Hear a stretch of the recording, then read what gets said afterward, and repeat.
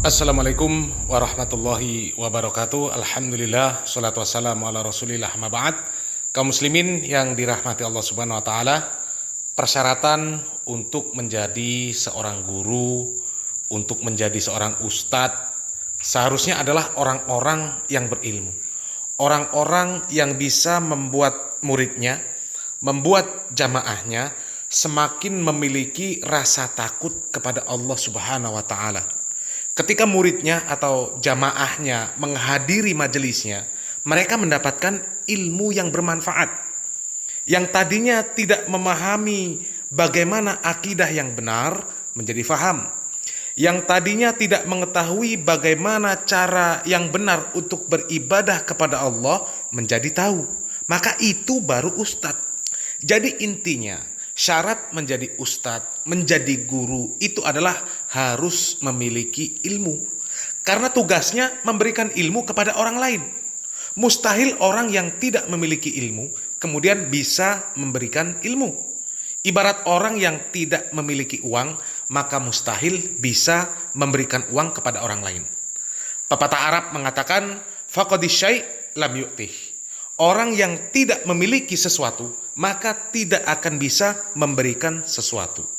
Tapi ini ada kisah yang lucu, tapi juga sekaligus menyedihkan kaum muslimin. Di mana ada seorang ustadz yang bercerita bahwa dirinya ini pernah ditawari menjadi seorang ustadz untuk mengisi sebuah program di televisi. Tapi persyaratan yang harus dipenuhi oleh ustadz tersebut adalah harus lucu, bukan harus berilmu. Ini mau menjadi guru, menjadi ustadz, atau menjadi pelawak? Coba kita simak videonya. Ramadan kemarin, saya dapat broadcast dari teman saya dulu kuliah.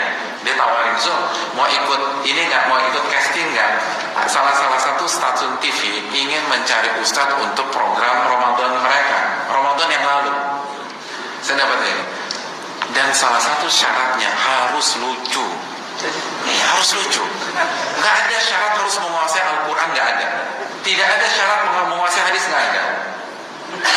Good looking, retorika bagus, lucu, humoris.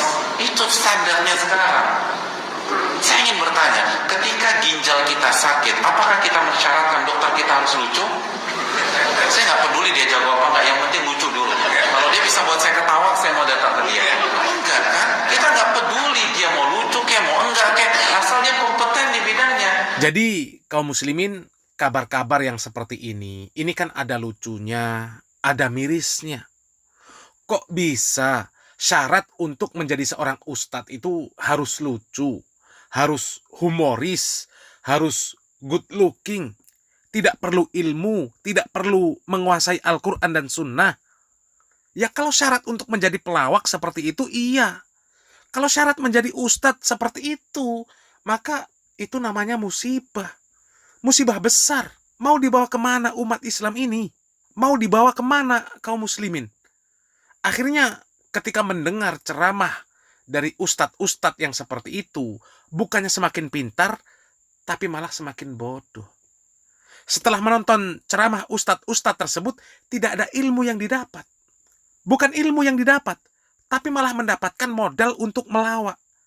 Ketika ditanya apa hasilnya mendengar ceramah ustadz-ustadz tersebut, hasil ceramahnya adalah gokil.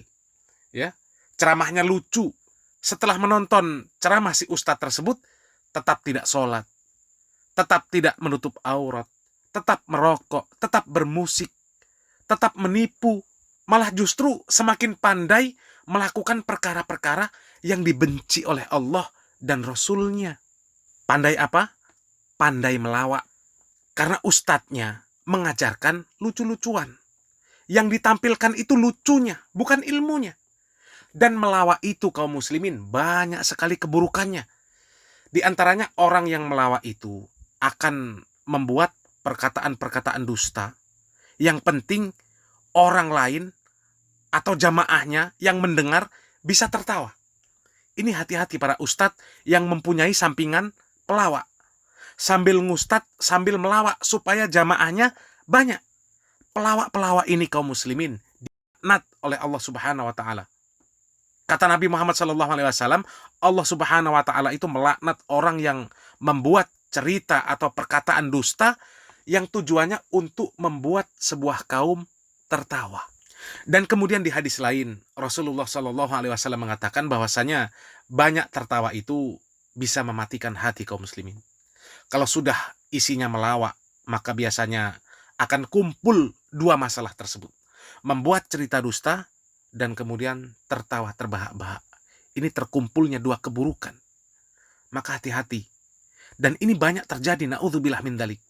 Bahkan kemarin sempat viral, ada seorang ustadz yang beliau ini tidak terima ketika disebut sebagai ustadz pelawak. Padahal memang dikenal ceramahnya ini lawak, ya. Ustadz ini dikenal ceramahnya itu lawak, lucu. Bahkan kalau kita mencari di kolom pencarian di YouTube khususnya, kita ketik ustadz pelawak, ustadz gokil, ustadz lucu, ya, dirinya muncul.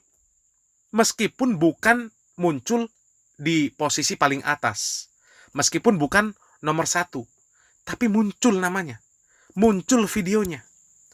Jadi kalau kita cari di kolom pencarian YouTube, kita ketik ustadz pelawak, ustadz lucu, ustadz gokil, maka akan kita lihat siapa-siapa mereka. Dan tentu itu hasil dari reputasi mereka selama ini. Mereka itu yang menampilkan video-video lawak, ya, ustadz-ustadz lawak, mereka tidak sedang menghina. Tapi memang begitu adanya. Anda sendiri yang menanamkan di masyarakat, di pikiran masyarakat, ya, bahwasanya Anda itu memang lawak, gokil, lucu. Sehingga masyarakat kalau ditanya siapa ustadz paling lawak, paling gokil, paling lucu, ya nama Anda yang akan disebut. Ya. Salah sendiri. Anda tidak menanamkan di dalam pemikiran masyarakat bahwasanya Anda adalah orang atau ustadz yang memperkenalkan Al-Quran dan Sunnah. Ya. Memperkenalkan atau mengajarkan tauhid, mengenalkan pemahaman para salafus soleh. Bandingkan dengan ketika Anda mengetik di kolom pencarian Ustadz Sunnah. Atau Anda ketik tauhid yang benar, bahaya syirik, bahaya maksiat. Anda ketik pemahaman Islam yang benar. Maka Anda bisa lihat siapa yang akan muncul. Video-video Ustadz mana yang akan muncul. Merekalah yang tertanam di kepala masyarakat muslim.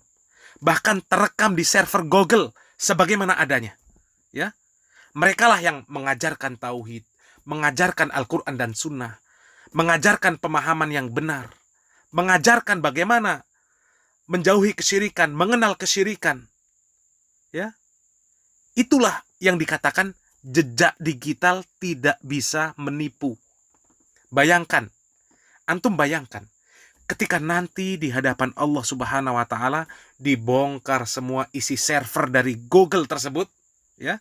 Dibongkar di hadapan Anda, ternyata masyarakat dahulunya ketika di dunia mencari kalian itu bukan karena ingin belajar, bukan karena ingin mengenal Al-Quran dan Sunnah, bukan karena ingin mengenal tauhid, bukan karena ingin mengetahui dan mengenal bentuk kesyirikan, bukan untuk mengenal atau mengetahui syariat Islam yang benar, tapi mereka mencari Anda karena Anda lawak, karena Anda lucu, karena Anda gokil, dan stempel-stempel hina lainnya.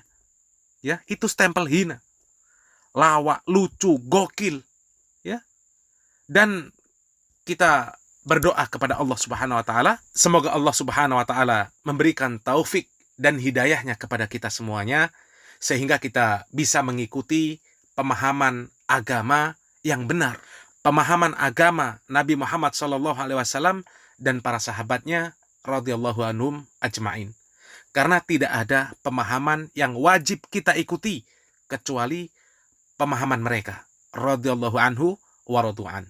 Semoga yang sedikit ini bermanfaat. Barakallahu fikum.